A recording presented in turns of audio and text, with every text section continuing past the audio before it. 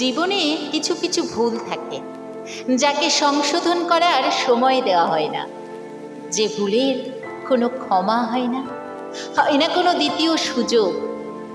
ফাঁসির আসামিকে তার শেষ ইচ্ছে জিজ্ঞেস করা হলেও জীবনের দিক ভ্রষ্ট পথিককে আর দ্বিতীয়বার সুযোগ দেওয়া হয় না।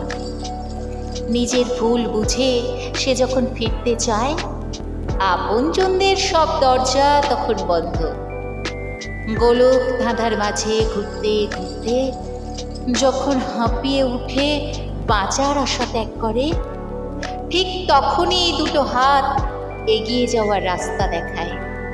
তাকে অনুসরণ করে সে আবার ফিরে আসে মূল স্রোতে। অন্ধকারের মেঘ সরিয়ে আবির্ভাব হয় সূর্যরশ্মি। সেই মোর ভগবান, তারে পুজি মোর অন্তরে।